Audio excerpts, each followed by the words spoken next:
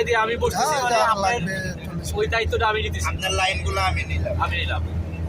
এই আর কিছুই না। চেঞ্জ হবে না কেন বাবা?